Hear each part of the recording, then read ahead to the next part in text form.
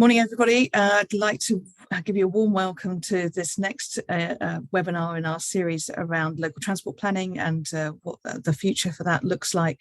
And we've got a really exciting topic today, which I'm sure will provoke a lot of discussion and debate. Looking forward to that. So we're looking specifically at the role of road pricing in achieving net zero today. And over the next sort of hour and a half, we've got a number of different speakers to run through some of their suggestions and thoughts on this topic, and a good amount of time for questions at the end as well. So within this webinar, there's a Q&A box.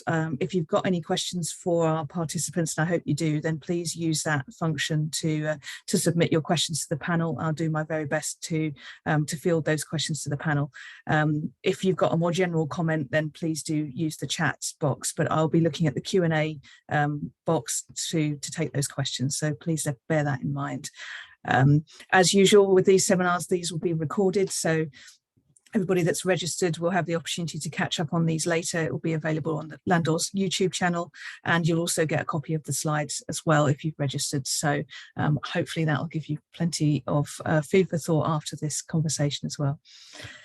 So, as I said, a really good panel of experts to discuss this topic, which I think is going to be very interesting indeed. I'm joined by my colleague David Connolly from SYSTRA. We've also got David Metz, Professor at the Centre for Transport Studies at University College London. Trevor Ellis is joining us too, and Silviya Barrett from the Campaign for Better Transport. I'll leave them to do some further introductions themselves, and I'd like to kick off by going straight into David Connolly's presentation. Thanks, David. Thanks, Katie, and thanks everyone for your time and for your interest. My name is David Connolly. I work for SYSTRA, and in particular have been doing a lot of work on our emissions strategy, both clean air zone, air quality pollution work and decarbonisation of transport for a large number of years. And my topic to kick us off is, why do I think we need road pricing as part of the steps needed to achieve net zero in transport and across the economy. Next slide, please. So the good news is that it is possible for the vehicle fleet in the UK to change. If you had been using forecasts back in 2015, 2016, the government forecast would have suggested that diesel vehicles in particular were going to stay or rise to about 50% of new car sales. And there was a general concern about the air quality impacts of that. However, since then, they have been falling at almost steady rate, and for a variety of reasons. The combination of Dieselgate, the change in the discount for diesel fuel, general public acceptance of diesel and the realization of the air quality issues, and the fact that the manufacturers couldn't achieve Euro 6 standards. And therefore we're not bringing out new models. So it is possible to achieve a change in the vehicle fleet. And from a climate point of view and an emissions point of view, the equally good news coming the other way is the growth in battery electric vehicles, so BEVs. And the proportion of BEVs in new car sales has been rising about 50% year on year, basically since about 2017, from a almost zero starting point, and has overtaken the percentage of diesel in new car sales. So the good news, if you like, is that change can happen. We can solve some of the emissions by moving quickly. And if you look at the car adverts, they're all now for certainly hybrid and probably battery electric vehicles, because that's the way the world and the manufacturers are going. So it is possible that there will be a significant rapid uptake of EVs in the private car fleet. Light good vehicles, slightly slower, but also heading that direction. Next slide, please. The bad news is that transition to a zero emission or zero tailpipe emission fleet cannot happen quick enough to achieve the speed of carbon reduction needed to match our trajectories if we're going to achieve the required pathway to net zero. And the problem with that is that an average car stays in the fleet for a median period of 14 years. Some live longer than that, but basically half of the cars bought now will still be on the road in 14 years' time. And in particular, 90% of the cars being bought in the showrooms today will still be emitting whatever they're emitting in 2030. So they no matter how fast you push the EVs and how quickly you persuade people that battery electric is the future and that fossil fuel is going to become out of date and expensive and all those things, you can't get rid of the fleet that's there quick enough. So even if we achieve the target of 100% BEVs in new car sales by 2030, which let's say we can because we are required to do so, then even then there will still only be about a quarter of the fleet that will not be ICE vehicles, basically.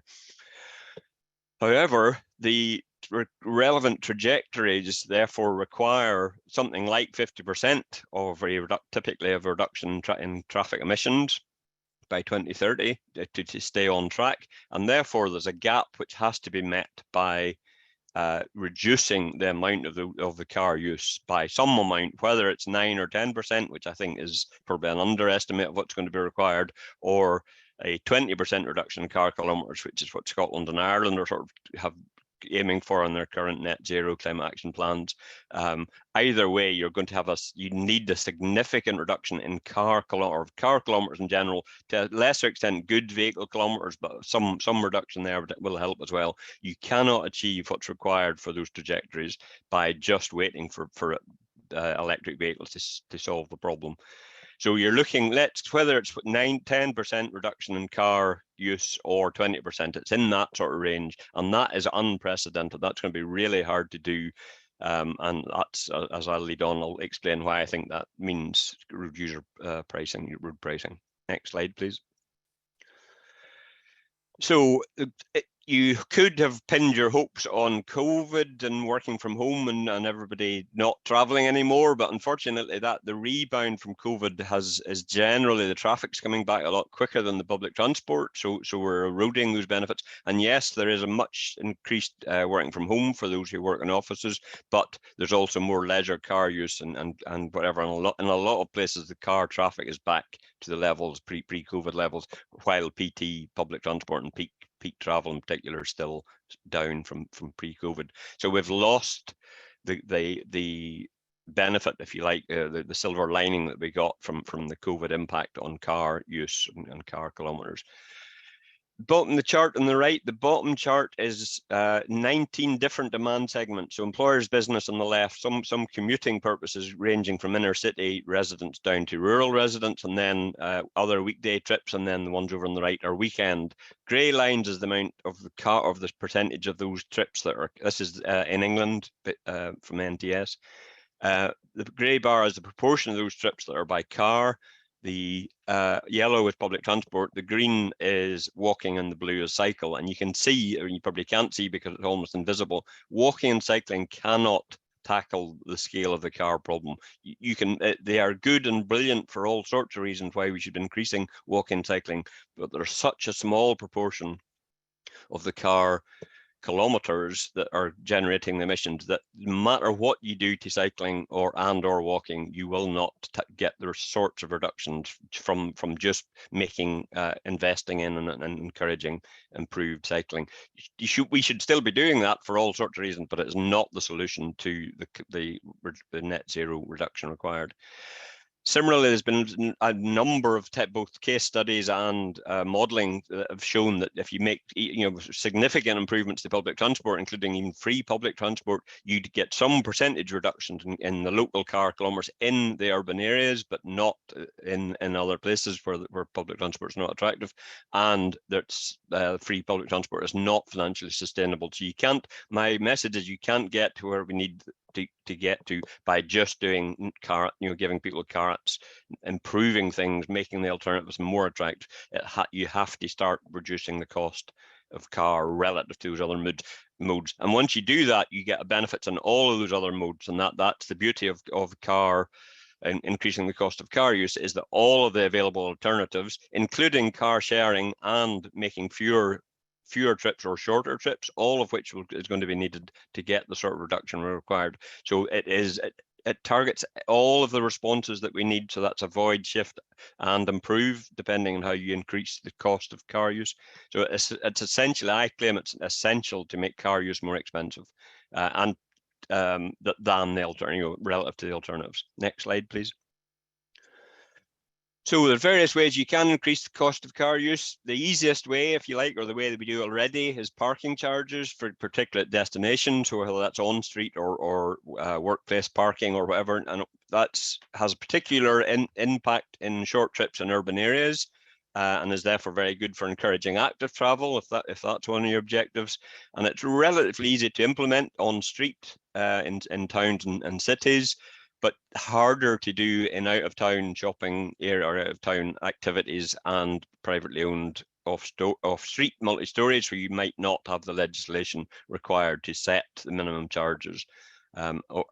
And in general, it is not well liked by the people who believe that you need to be able to drive into city centres for them to be viable, which I don't personally believe, but that it's still, you have to watch what you do to your city centre, particularly if there are other town centres or out of town areas that don't have charges to make them competitive.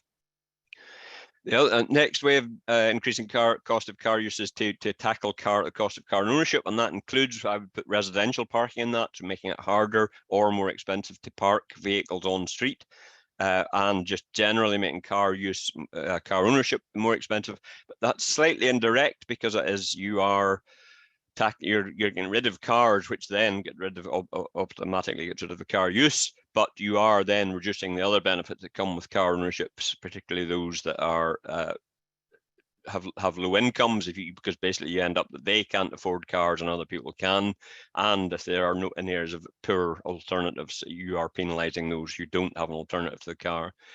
Ideally, you could be more progressive by charging the second car cost, making the second car cost more than the first, but that's actually quite hard to enforce, because you end up with the questions as to who owns the car and trying to pin that down. But in theory, it would be slightly better if you could target the second car more than the first car. But in general, it's a bit indirect and should well be part of the basket of measures that are going to be needed, but won't solve the problem basically on its own. The next easiest is just about the cost of petrol or diesel, which is easy to do. You just need to have a wee bit of backbone and stand up in Parliament and say that's what you're going to do. It directly targets the problem, which is that the internal combustion engine vehicle kilometres are the ones that are generating the CO2 that we're trying to reduce. And the more you use that fuel, the more you're polluting, so the more you should pay for your fuel. So to me, it's a no-brainer that should be part of every political party's agenda, basically, is to state that you are going to make petrol and diesel more expensive over time. It has pro rata effect, so it affects the long trips more than short trips, because you're burning more petrol, and in fact you start perceiving those costs more. So it's an ideal measure, but it does create an inequity, which is if you can avoid those higher fuel costs by moving to EVs, but you can't afford EVs, then you are basically penalising those who were constrained to only be able to afford their existing diesel vehicles, basically, or petrol vehicles. Even if it's actually cheaper in the long run to own an electric vehicle, if you can't get on that ladder, there is an inequity that you do have to be very careful about. And in particular, you would want to be waiting to see the second-hand market developed in EVs. And it will, the big, if you like, the big problem with that particular measure is it's going to be unpopular, but I claim in the bottom of my slide that popular measures won't solve the climate problem on their own. So you're going to have to do something that's unpopular, and this one is easy but unpopular, and therefore puts it ahead of things that are difficult and unpopular. Next slide, please. So then in terms of a distance, I'm just thinking distance-based route pricing. Other speakers will consider other ways of implementing route pricing, but just for speed here, I'm just thinking of a distance-based one. So what would the benefits of adding that on after you've targeted or used the easy low-hanging approaches? It would certainly help achieve the objectives of reducing car kilometres by encouraging all of the other modes, so active modes for short trips, public transport where it's available, car sharing, not making long trips you don't need to, or combining trips and making the one trip do. All of that is going to be needed both for emissions reduction and ultimately to reduce traffic on congested networks. It directly targets the high mileage user, and you can do so even more if you had a distance-based charge that rises faster than the kilometres, so you pay more for higher mileage. You have to be careful of that because you don't want to create households using multiple cars or buying multiple cars to avoid a higher tariff at the top end. But in theory, you can target the high mileage user who is the one that's causing the emission and the traffic. And at the very least, even if it's just linear with traffic flow or traffic distance, you target the polluter basically.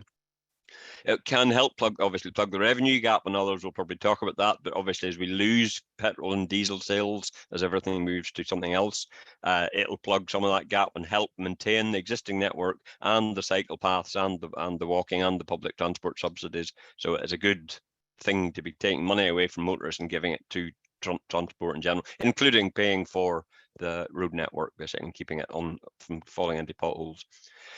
It could be used to incentivize EV uptake because you could do it on the type of your vehicle and the amount of CO2 generated by that vehicle. But you have to watch that you don't again go back into the problem of favouring the rich who can afford the cheaper EV miles and not the expensive. So to keep your eye on that. But in theory, it can also help incentivize EV uptake. As you could pay your distance based on how much carbon needed to generate, and that would also could encourage smaller vehicles and hybrids and everything else that use less CO2 per kilometre. You could do a little bit with the distance being based on the registered keeper, so that the remoteness of home location and the availability of alternatives. But you have to be careful of that because it's quite where the registered vehicle is and where the resident that uses it is a slightly grey area in some cases. But in theory, there's some scope to target, and it's less efficient in terms of routing than the road tolls and charging, where you're pushing people off the good route onto something less good and potentially generating kilometres. And the cons are it's not easy to use a distance-based charge to apply a different tariff for congested and uncongested roads, which would require some sort of in-vehicle telemetry as to where the kilometres were being generated, and others will probably talk about that. And the other big con is it can't be implemented as quickly as parking charges and petrol price increases. So the sooner we get started, the better, in my view. And you do in my opinion, you do the first two first, and you get very quickly on to a distance-based road pricing scheme for the UK as quickly as we can, because we need to. Next slide. Just when you get my presentation, there's various links to various other people, including some of our later speakers, so you can just follow those links to any of the background reading that I've used to inform my opinions or to generate the various charts that I've appeared. That's it. Thank you very much for your time. Thank you very much, David. There's lots of questions already coming through, which is good, and you've picked up on some of the things that I think we'll talk about later on. But given time, and I think certainly the other participants will have a view on this as well. So I'll move straight on to Professor David Metz, please. Thank you, David. Thank you. So I was at one time Chief Scientist at the Department for Transport, and since leaving, I've been researching and writing about travel behaviour and how it's affected by technology, demography, economics, and so forth. The context, I think, for the present discussion is, firstly, the Department for Transport's decarbonisation plan, published in 2021, which showed a trajectory for decarbonising surface transport, consistent with net zero by 2050 and consistent with our international obligations, which involve moving quite fast on that. But what was not shown there was the working behind that modelling. Professor Greg Marsden of the University of Leeds made some freedom of information requests to the department to get them to disclose the working. They resisted very strongly, but in the end, they caved in quite recently. And you can now find up on the department's website some more detail about the assumptions being made and the pathways involved. Now, two things are relevant to this present discussion. Firstly, the department does not assume any reduction in car or road vehicle use generally. so that it's unlike, they're taking a view, unlike many others who say, oh, well, you must achieve 10, 20% reduction if you're going to achieve net zero. That is not the Department of Transport's view. And second, in the list of possible policies, the carbon reduction consequences that they have estimated, you do not find road user charging, road pricing. So that's the context of what I'm going to say next. So could I have the first slide? So the first point is that I tend to agree with the department that you can't really expect much in terms of a direct impact on road vehicle use through road user charging. Given this political sensitivity of fuel prices generally, including prices paid by those on low incomes, the scope for any real increase in that, I think, is very limited. What I think we should focus on is electric vehicles, where I think it would be a very reasonable political argument to say that electric vehicles, which do not, of course, pay road fuel duty, nevertheless should contribute to the costs of running the road network and to exchequer revenues in the way that internal combustion engines do. But you can't do this immediately because you need the lower running costs for electric vehicles to compensate for the higher capital costs. But it is expected that the capital costs of EVs will fall as battery technology improves, and that sometime in the coming decade, there will be a matching of capital costs for both classes of vehicle. And at that point, I think there is a sort of reasonable political and fairness type of argument to say electric vehicles should also contribute to the costs of the road network and to exchequer support generally. And I think that's politically feasible because electric vehicle users, owners, will be the better off parts of the community because there's very little market in second-hand EVs at the moment, so that the people buying them are better able to pay. I think one should also see this in the broader context of the quite, if you think about it, quite remarkable political consensus around the requirement to sell no new conventional cars and vans by 2030. I mean, that is a huge market intervention in a major market exercised by a conservative administration, which you might have thought would be not quite keen on letting markets operate.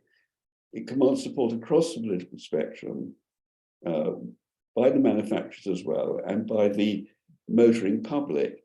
So I think what we need to do is to latch onto that consensus, the notion that EVs should contribute a fair share of cost and revenues at some point prior to 2030, which gives us time to plan how to implement that in practice. And I would leave fuel duty in place for internal combustion engine vehicles, because if you attempt to put road pricing in place instead of fuel duty for all vehicles, you will create enormous anxiety about the consequences, particularly for those on low incomes. There'll be huge uncertainty about the impact. So, best leave well alone and focus on electric vehicles as to be subject to road pricing. And over time, of course, as conventional vehicles fall out of the network, we will achieve a complete conversion to road pricing. So next slide, please. So then I think we have to think about how we might reasonably implement road pricing. And there are many approaches, as I think the next speaker will summarize. But my thought is that we have had in London for the last 20 years now a successful like congestion charging scheme. London is one of only 3 cities in the world which has operated such a scheme. Technically, it works. It's publicly acceptable. There are no anxieties, to my knowledge, about privacy, although you're on camera all the time you're in the zone, and if you fail to pay the charge, the photographic evidence is produced to show your presence in the zone. And the scheme produces useful net revenues, which are employed to subsidise, to support public transport in London. So that's, I think, a good place to start.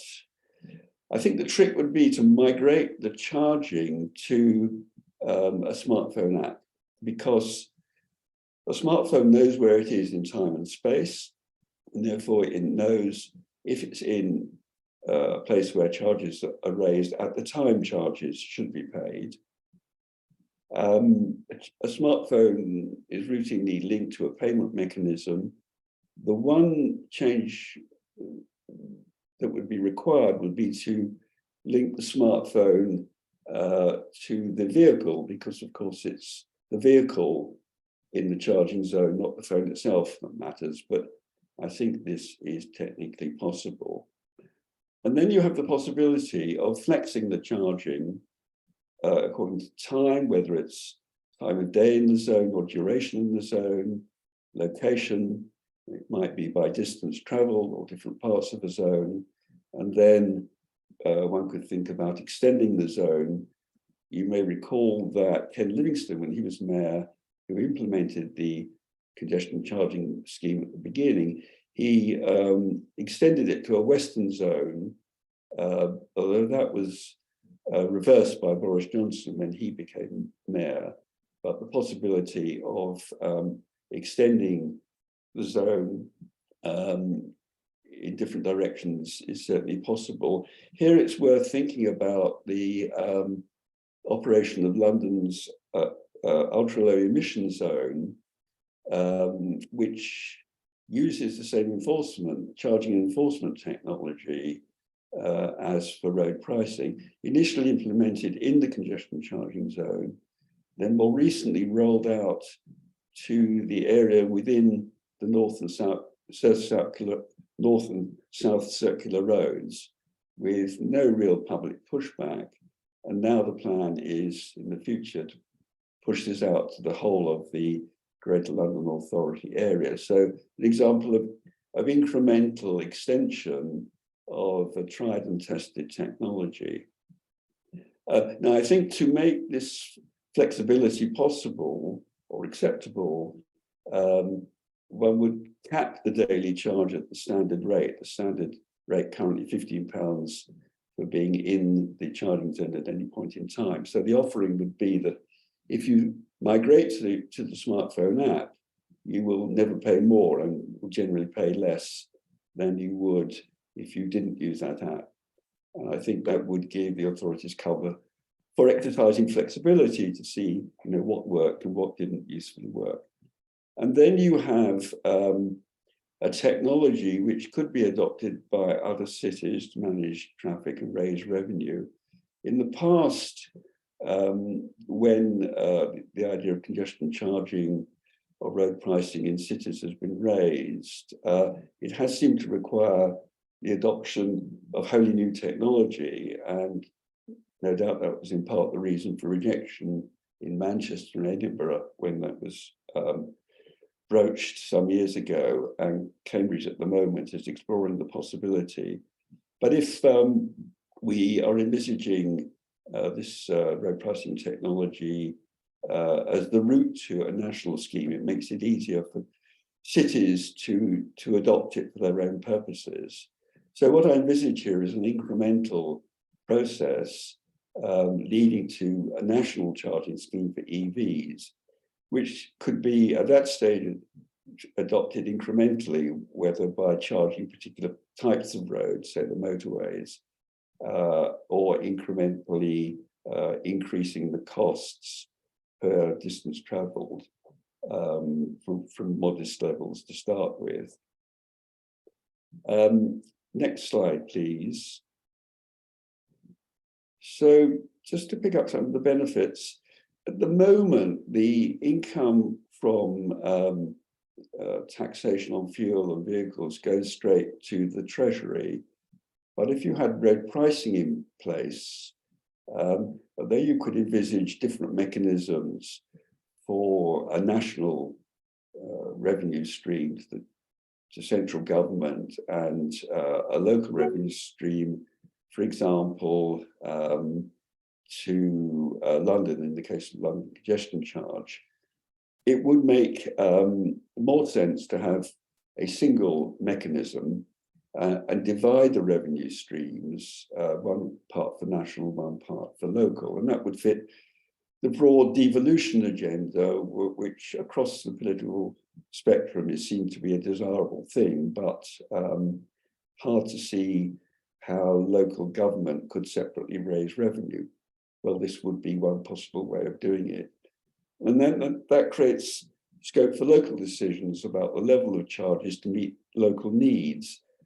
For example, if a road authority has a pothole problem, rather than going to the Department for Transport and bidding for money from a pothole fund, which might or might not succeed, they would have the possibility of raising their element of the road user charge sufficient to fix their potholes.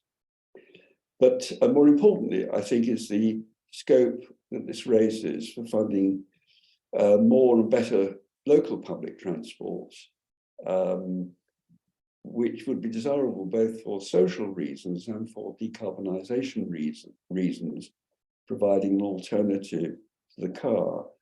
So cities would then have the option, if their electorates were willing, of increasing the local element of the electric vehicle road user charge to fund better public transport. And that could be done incrementally on the basis of an established technology to do that. The other thing that one might think about doing with revenue from a road pricing scheme is to accelerate the phasing out of conventional internal combustion engine vehicles through a scrappage scheme. It's not realistic, I think, to expect any faster introduction of electric vehicles than on present plans, which involve no new sales of conventional cars and vans by 2030. That's probably as fast as it's reasonable to go. But we could envisage the faster phasing out of internal combustion engine vehicles with a financial incentive, which would need to be targeted at the most carbon emitting vehicles, but particularly those of an age which would be appropriate for scrapping in the light of the funding that could be made available. My general thinking here is that if we are going to achieve transport decarbonisation, taking advantage of road pricing, it has to be done in a way that is publicly acceptable at every stage. I don't think you can expect brave politicians to exercise political will and to do things that are really unpopular. And so the pathway I've set out, which is incremental, which recognises who could afford to pay a road user charge, which takes advantage of our existing experience in London of road user charging. I think this could make some sense as a way to go forward, for discussion at least. Next slide, please. Just if you want to read more of what I've been writing on this, there's a specific paper about the experiences of London, Stockholm and Singapore, which are the three major cities which have implemented urban traffic congestion charging. And then my book published last year, Good to Go, Decarbonising Travel After the Pandemic, includes this argument within the much broader context of decarbonising travel. So thank you for your attention. Thank you, David. And I can see that your presentation has provoked quite a bit of discussion in the chat, which is fantastic, and some specific questions as well. I mean, I think we will come back to that debate about the best ways to deploy road user charging and the impacts in different areas later on. But I will push on for now, and we'll return to the discussion a bit later. So I invite Trevor to join us now. Thank you, Trevor. Yes, thanks. Hello, everybody, and thank you for inviting me. Just a little bit about my background. I'm an independent consultant. I've been doing that for about 18 years now, specialising in road user charging. I've worked on things like the London congestion charge and the London low emission zone, which David mentioned just now. I've worked on dart charge. I've worked on the Tyne Tunnel toll. And I've worked on a number, well, on the UK Clean Air Zone projects, both with the Government Joint Air Quality Unit and with 4 city authorities. Worked also on a number of overseas projects, presently working with the Dutch government on their implementing a distance-based truck toll scheme, truck charging scheme, and they also have a number of investigations into a national all-vehicle distance-based tolling scheme, and I'm working on that. Next slide, please. So far, there's been discussion from the 2 Davids on the case behind road user charging, if you like. What my brief was to concentrate on what types of road user charging exist and what there is in the world. It's a little difficult to do that in my allotted 10 minutes, so this will be by nature sort of a fairly high level summary. What this diagram is meant to indicate, I've called it the wheel of road user charging, is I've tried to divide down the different types of road user charging into 6 different categories, which is obviously going to be imperfect, but bear with me. And the idea is that you sort of start from the top right there as a vignette, as the simplest type of road user charging. A vignette is just a time-based thing like the vehicle excise duty that we have here in the UK, or the HGV levy that we have for trucks. Goes through the use of infrastructure, things like dart charge and the M6 expressway, through to managed lanes. We don't do much of that in the UK, but in America they have HOV lanes and hot lanes. Congestion and area charging, and David mentioned the London congestion charge, and the sort of more specialist area of that in low emission and clean air zones, which sort of really are a specialist form of congestion charging. At least the way we do it in England is we have this strange idea that we can still bring polluting vehicles into the centre of cities and pay for it if we pay for it. Most other cities in Europe and even in Scotland actually just ban more polluting vehicles.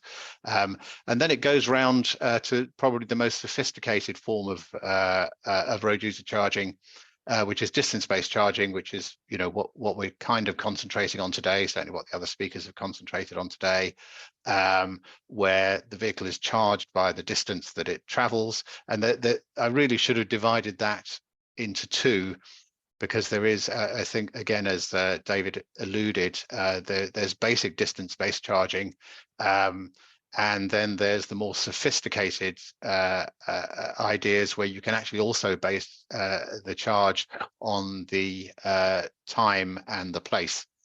And that's a sort of a distance-based charging plus, if you like. And so I've also tried to indicate there, and it's not a perfect classification, that if you look at the right-hand side of that diagram, it's mainly to do with the money, it's mainly to do with user pays, although of course you can vary the charge a little bit on the type of vehicle, but in general it is about the money. On the left-hand side, it's much more alluding towards the polluter pays, and obviously with low emission and clean air zones, it is polluter pays, and so, you know, that again, you're using a more sophisticated system to relate it more directly to the use and the pollution that's created. And just a little note down there on EU policy, they had a directive last year which requires member states to move away from time-based charging like vignettes and congestion charging, area charging, to use charging based on distance and emissions. That's their wish for EU members. And this is to reduce carbon dioxide and to reflect the polluter pays and user pays principles. So now, of course, it would be really nice if that sort of drive round towards road user charging and towards more sophisticated road user charging was sparked by government's desires to reduce CO2. But of course, it isn't. If I could have the next slide, please. The main driver, as again has been noted by previous speakers, is on the reducing taken fuel tax. Here in the UK, I think the figures are that we get in total taxation of road use, the Treasury gets in about 35 billion a year. That's obviously reducing every year with the advent of, the vast majority of that is fuel duty. Smaller, I think only about 5 billion of it is vehicle excise duty from memory, those sort of figures. And there obviously that creates a concern in the government as to what they do about that reducing tax take. The number of alternatives: you could reduce expenditure, you could increase general taxation, you could try and increase electricity prices. All of those have problems. And there's been several reports, and I've listed 3 of them there, particularly the Transport Select Committee report, which basically say there is no alternative other than going to a distance-based charging solution. And in this country, we're not very familiar with it. Sounds a bit frightening, but in fact, distance-based charging is already in very wide use through the world, and certainly in Europe. And if I can go to the next slide, please. So at the moment, there is distance-based charging, but only for trucks. And if you look at that diagram, if you look at the red items, or the red countries there, those either have or existing schemes for distance-based charging for trucks, or else they are due to implement them as distance-based charging for trucks. And actually, if you look at the sort of stripy countries as well, they also have distance-based charging for trucks, and as well as also standard, if you like, barrier tolling or DSRC tolling for non-trucks for other vehicles. So you can see actually that it is in quite widespread use at the moment. And if you take countries like Germany, which is the biggest one in the center there, but you have Belgium and Slovakia, Czech Republic, Poland. All of these countries have implemented these schemes, and most the schemes are all, it's pretty well established technology now. It's pretty well established the way to do it. You have the trucks are required to have an onboard unit which has a GPS capability. I suppose the generic term is GNSS, Global Navigation by Satellite System, but think GPS if you like.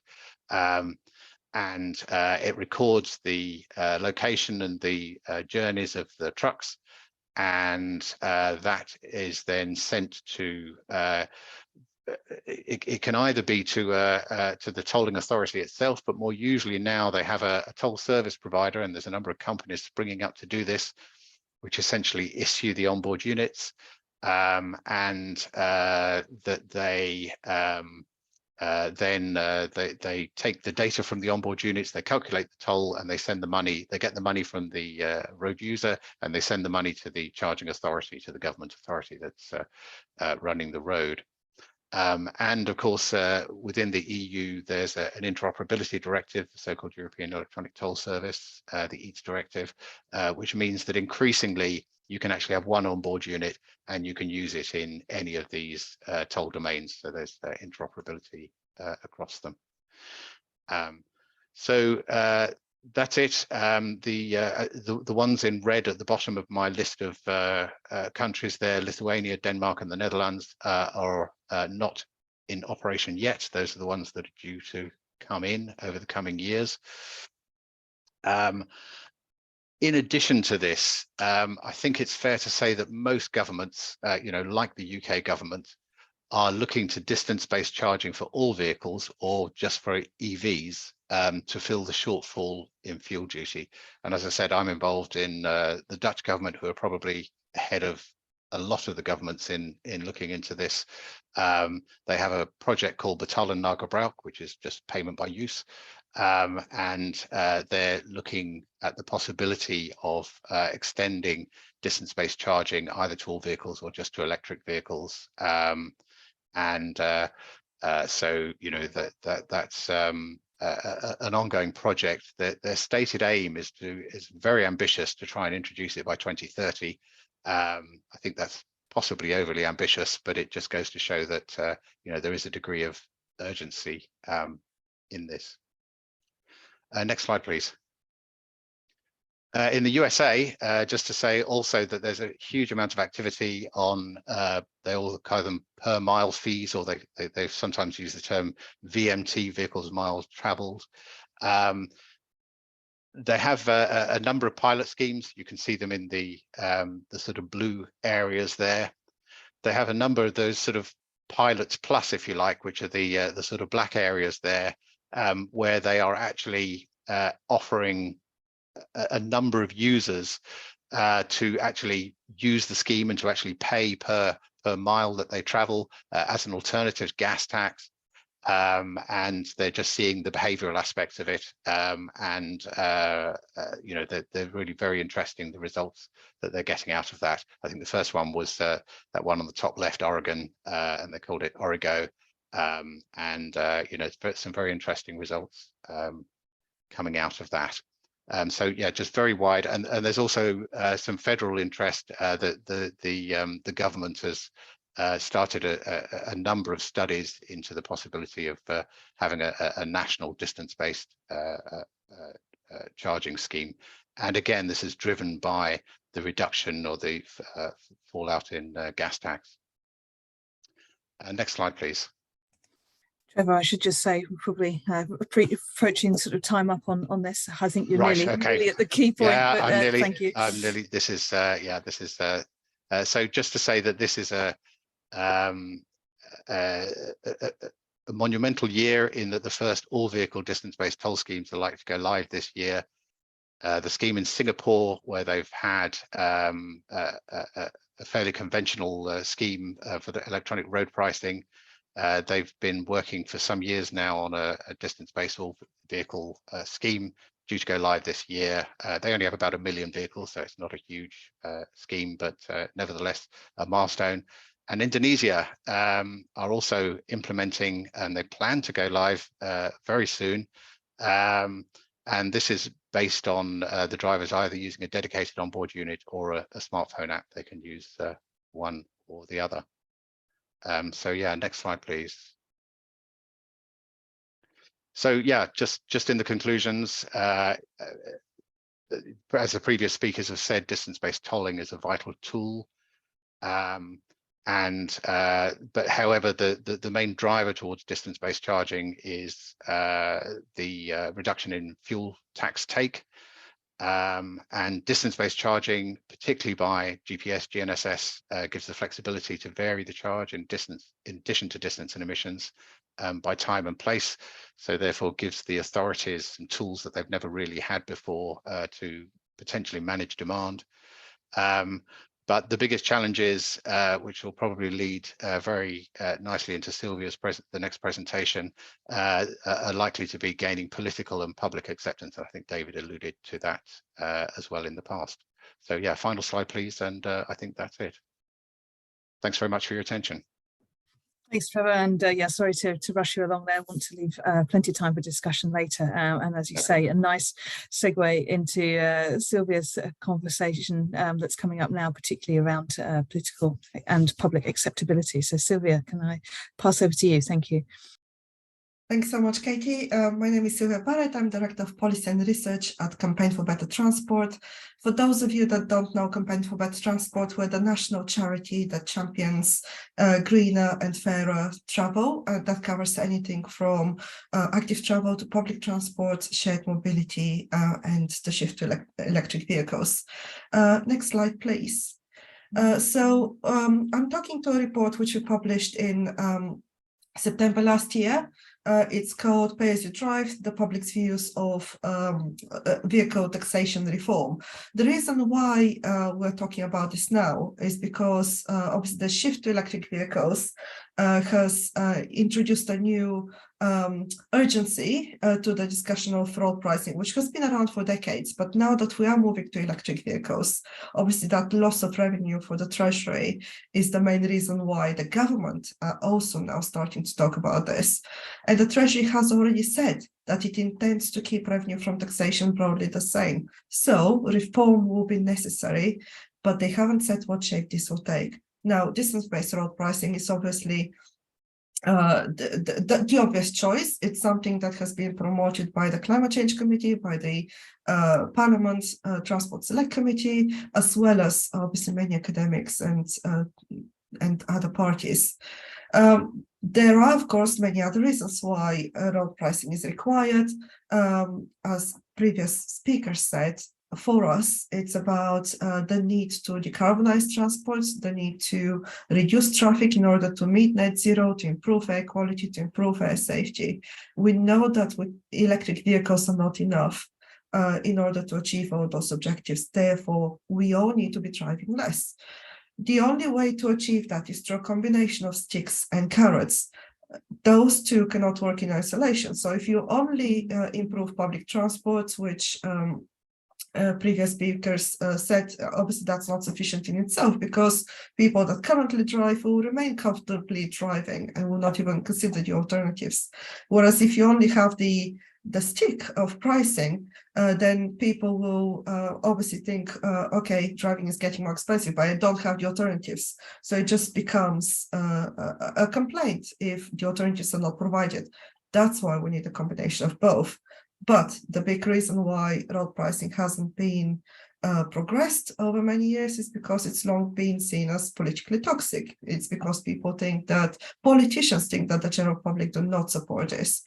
And that was the purpose behind our research, to review in detail currently what the general public thinks about road pricing. It's the biggest study of its kind over several years. So next slide, please. We'll talk about what we found.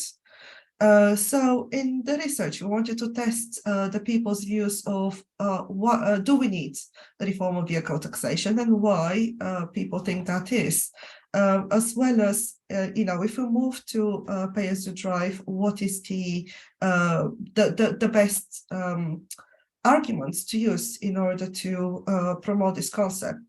I think to say at the start here is the distinction between a national scheme of pay as you drive, as we're calling road pricing, which for the purpose of taxation of vehicles, and that is a distance-based scheme with or without variables. We'll talk about that later.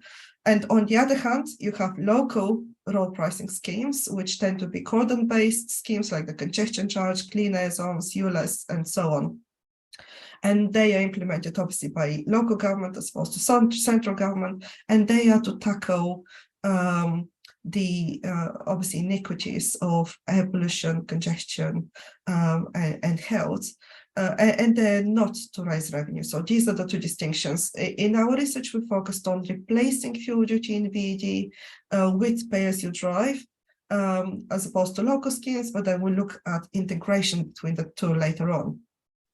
So when we tested the two main arguments for reform, one is that income from fuel duty and VED is falling, and we need to find the money to fund public services, as well as the sort of inherent deficiencies with the current system, that it can be confusing, it's not transparent. Both of these sort of framings really elicited high levels of support that we do need to reform vehicle taxation.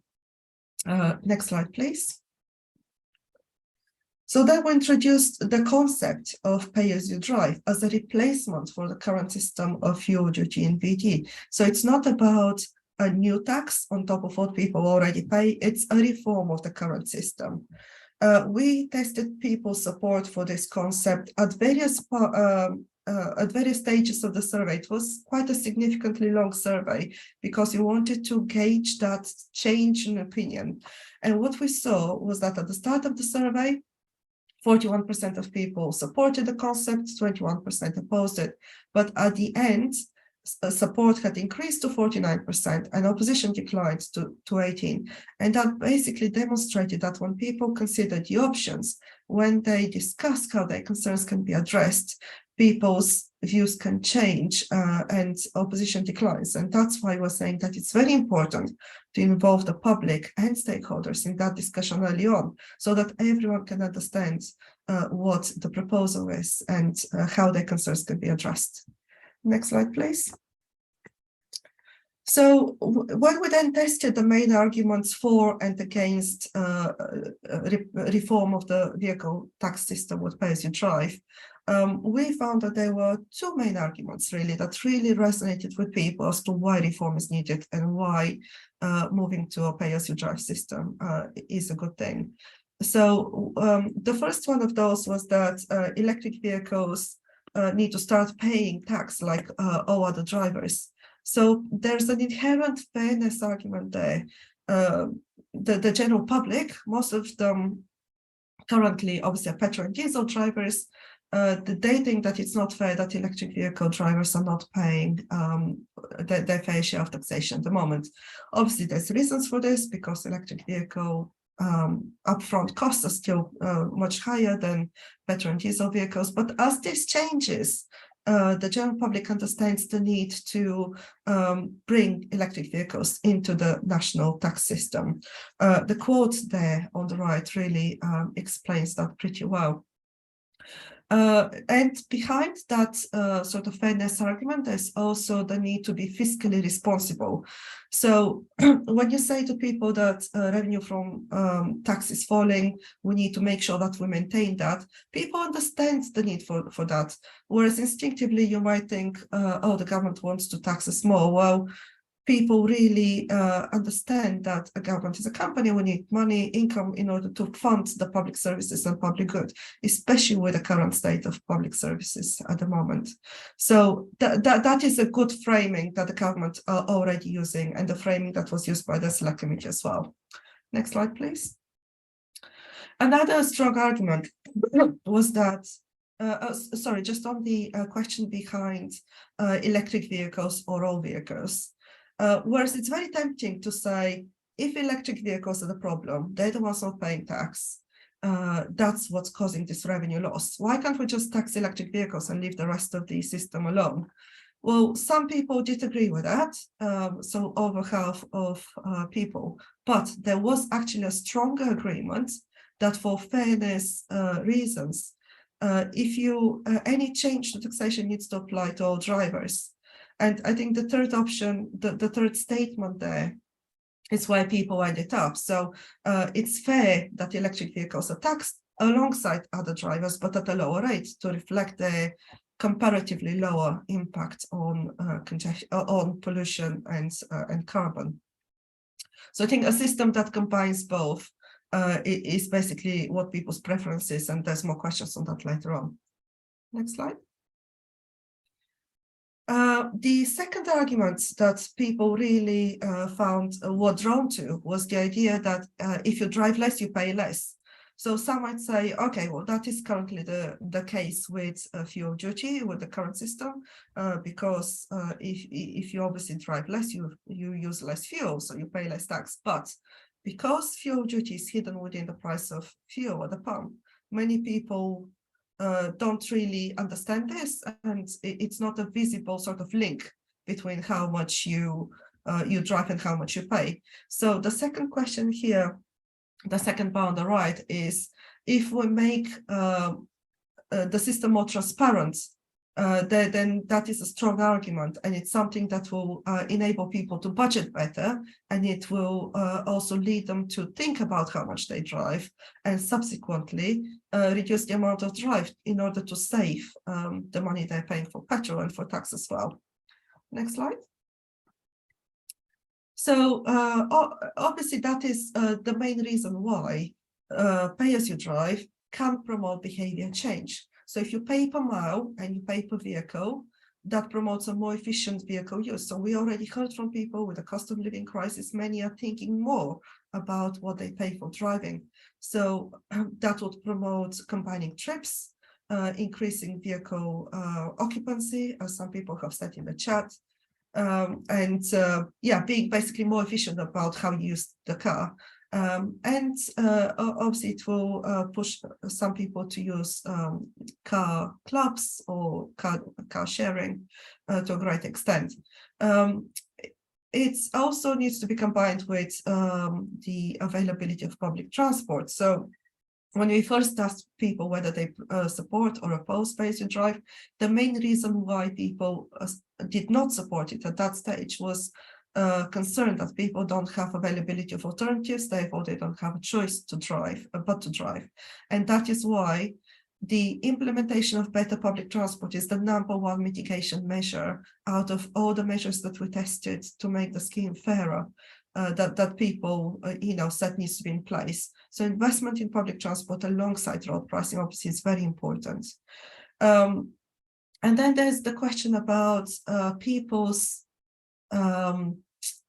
likelihood and belief whether they need to change their travel habits. So the reason why our government has been very reticent about talking about traffic reduction, about talking about people driving less, is because the vast majority of people do drive, and people don't like being told what to do. And there's this inherent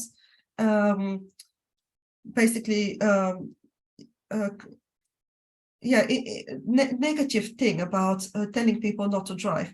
And so we tested this in our survey, and the result was that 30% of people believe that it's important to maintain people's freedom to drive, even if this impacts on people's health and the environment. But 51% of people believe that it is important to reduce the impact on health and the environment, even if this means people need to cut down their driving. So that's a very important consideration there for policymakers and for campaigners. So we now know that the vast majority of people do support traffic reduction, but we also need to be campaigning and talking about this in such a way that you don't antagonize the people that do need to drive and support that freedom to drive. The other reason why a national scheme might promote behavior change is because a national scheme has greater support for reform among the general public than local schemes.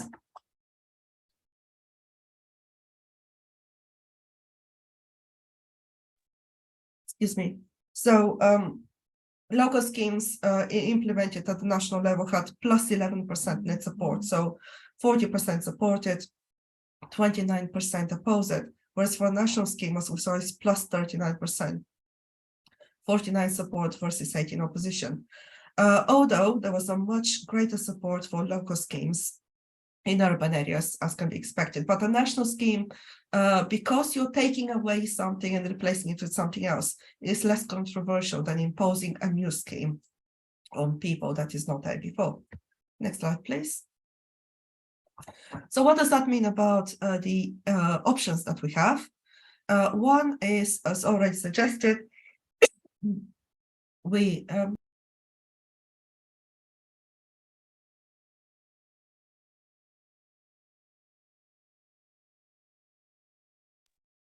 so the first option is to implement a flat per mile charge just for electric vehicles. And that is the easiest thing to do. There's very few electric vehicles at the moment, and it's less technologically complicated.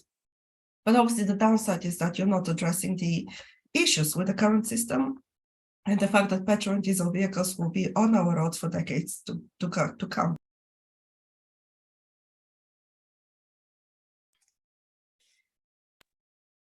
The second option is to then introduce a flat charge for all vehicles. So by flat charge, I mean a charge that doesn't vary by location and time. It's a non-variable charge, but it can vary by emissions. So electric vehicles pay less than obviously other vehicles. The main downside of this is that it doesn't account for the availability of alternatives. As I said, that's a big concern for people, something that many have raised in the chat today, that if you're in a rural area, you don't have option but to drive. So how do we solve this? The best way is obviously to move to a smart charge, and that's the one where you're accounting for location of the journey and for time of day. So you can charge less in rural areas where people have less alternatives and more in urban areas. But obviously the downside in some is that technology might be more complicated. Another way to account for this is by allowances. So if you give everyone a tax-free allowance, but it's a high allowance for people that live in rural areas and lower than urban. And that's obviously not perfect because it doesn't account for every journey, but it's a proxy and it's something that can mitigate some of those concerns. Next slide. When we tested the technology, although some people might think that people are more opposed to tracking technology, that wasn't the case in our survey. There was equal support for things like regular odometer checks, which would enable that non-variable, non-smart option, but similar levels of support for inbuilt telematics and for in-vehicle devices, which will enable that smart option. So the technology or the acceptance of it is not a barrier to this.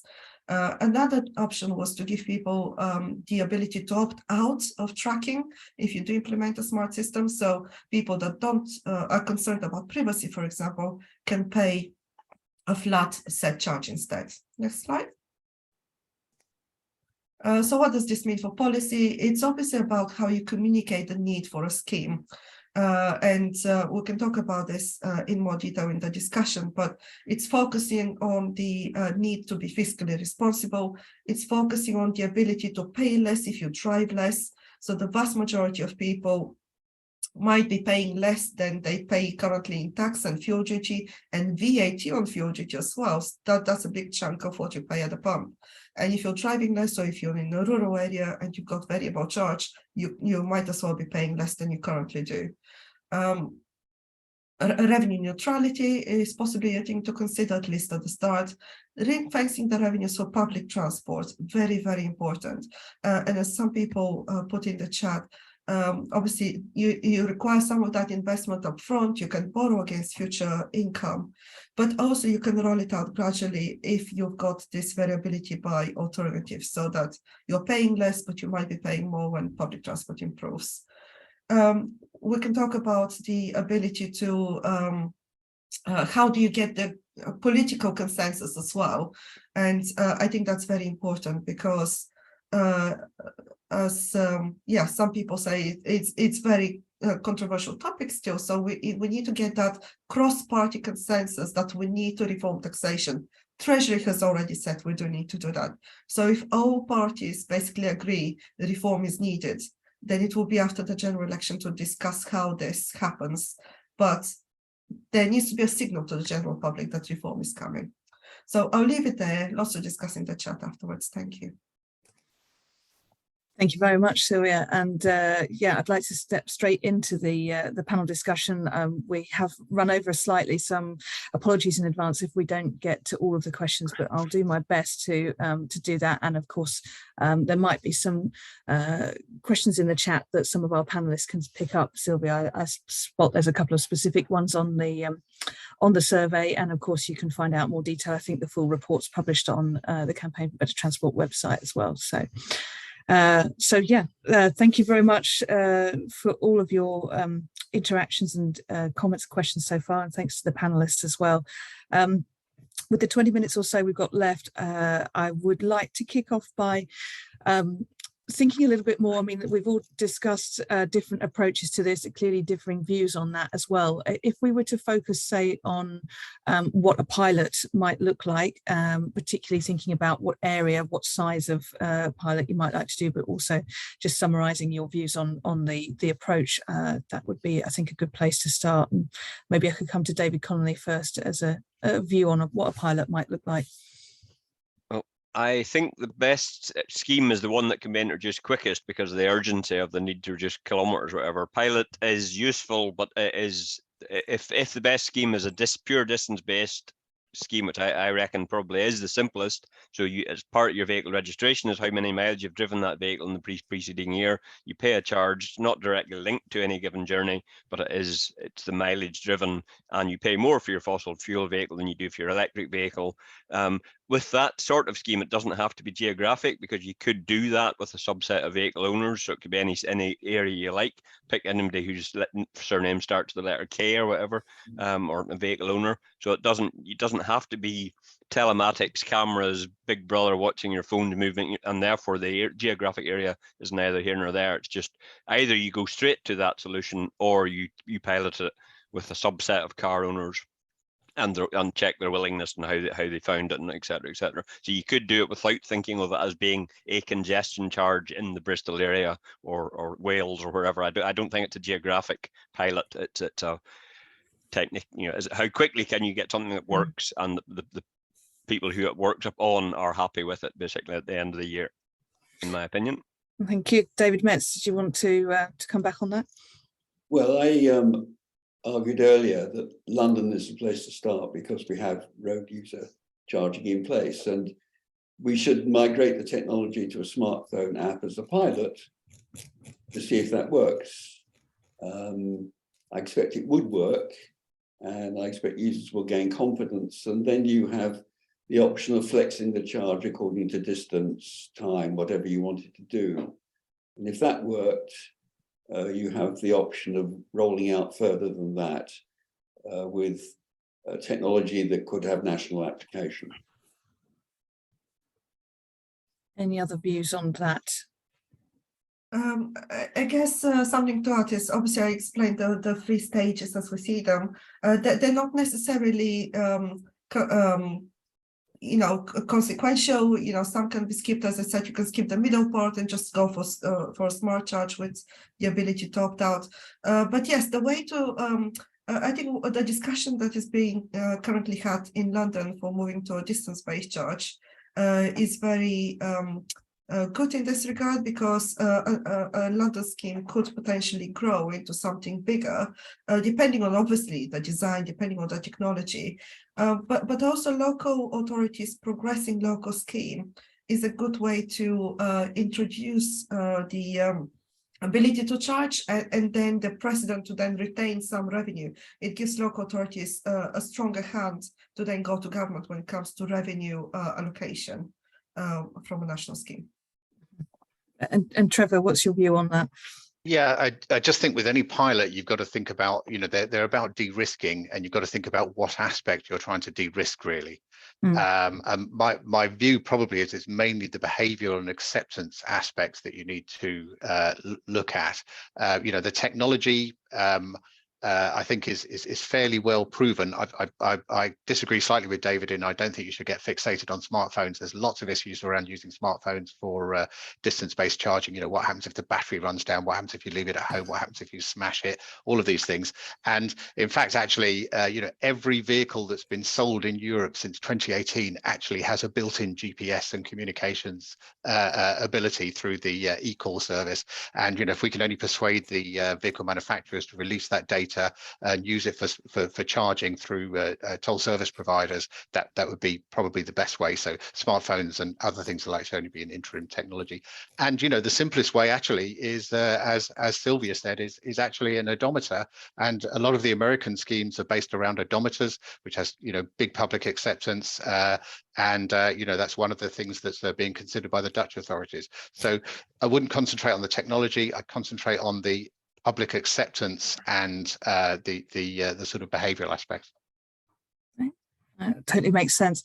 And what about the sort of interaction between, say, a national road user charging scheme with sort of existing schemes that are already out there, clean air zones? We talked about other tolling that surrounds. What anybody like to kick us off on how that interaction might work, Silviya?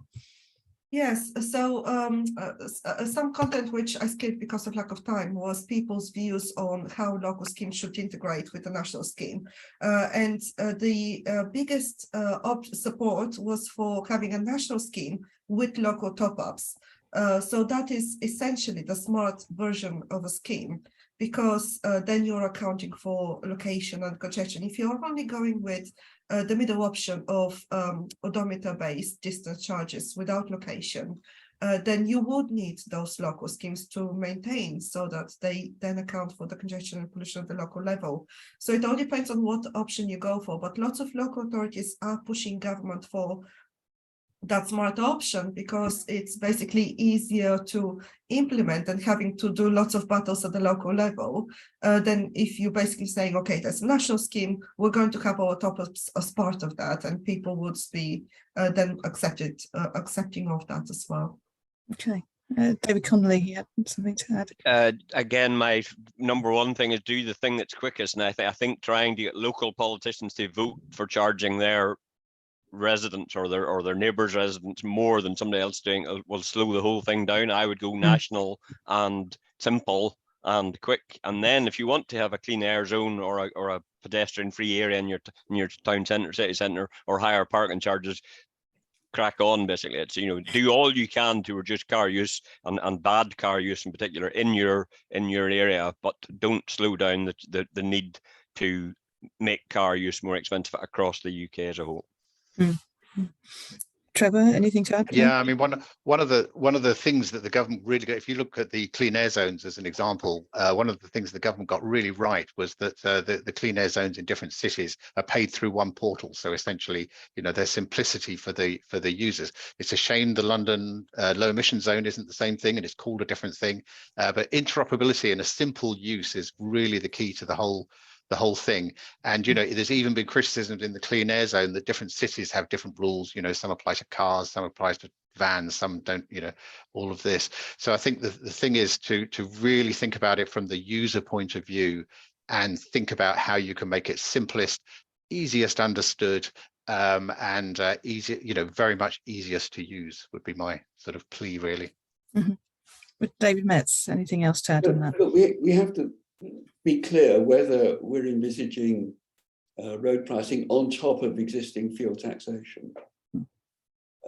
If you do it instead of existing fuel taxation, as certainly some of the American schemes have done, okay, you can run a pilot. The Oregon one, I suppose, was the first one, where you could offset your user charge with the tax that you paid on your fuel. But that's only for a pilot, and that's possible. But to envisage that you might impose a pilot scheme involving a road user charge on top of existing taxation, I think is very difficult, unless a particular city thinks it wants to do that, which is what London did 20 years ago, what Cambridge is debating at the moment.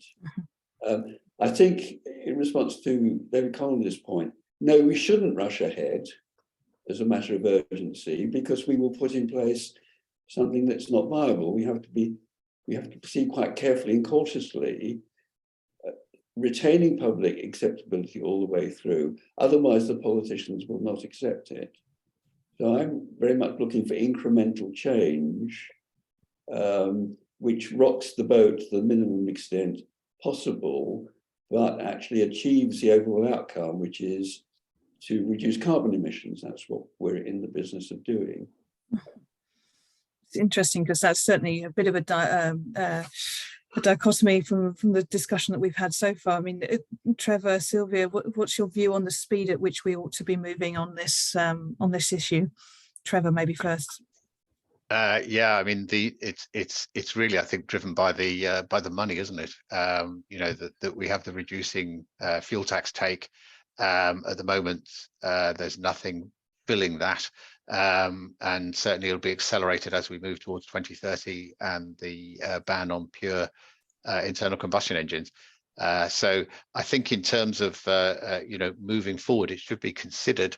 But I think, as the select committee said, you need to be doing things now and not really sitting on your hands and saying, well, it's all too difficult, it's all too complicated. Let's kick it down. Let's kick the can down the road a bit. And Silviya, what's your view? Yes, I agree with that we should be moving as quickly as we can.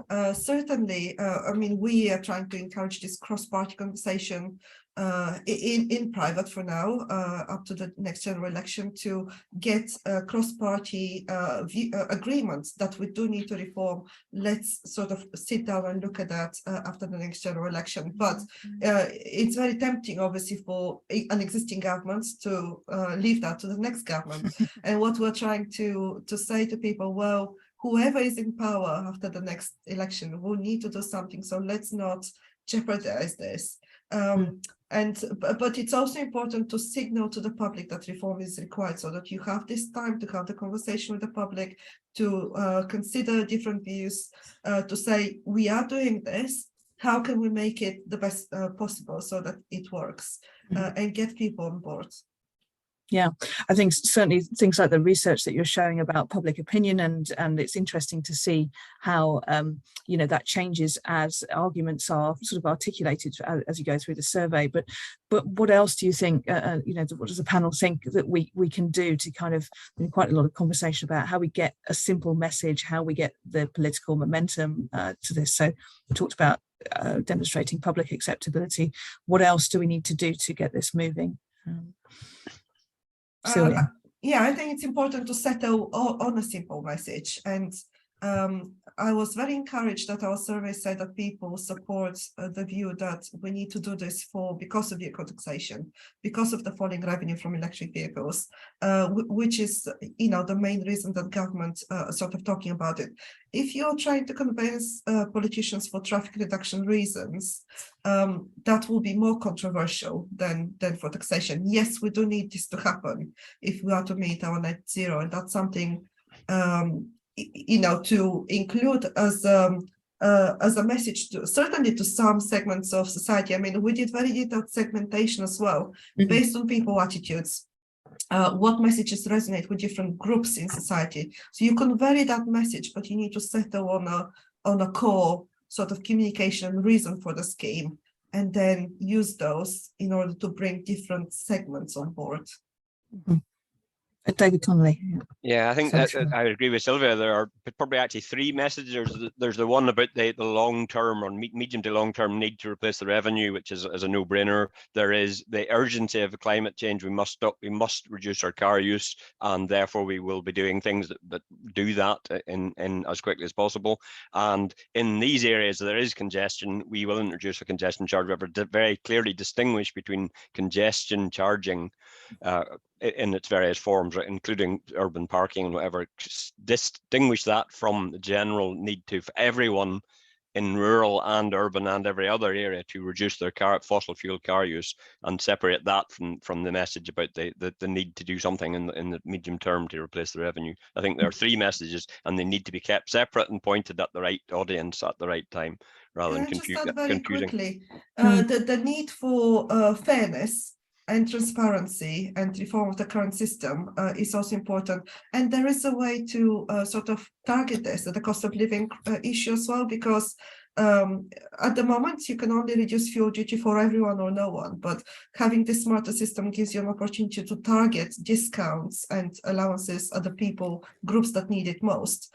And if you make sure that the majority of people pay less than they currently do, those in rural areas or those on low incomes, then that is a big benefit that you can be, explaining.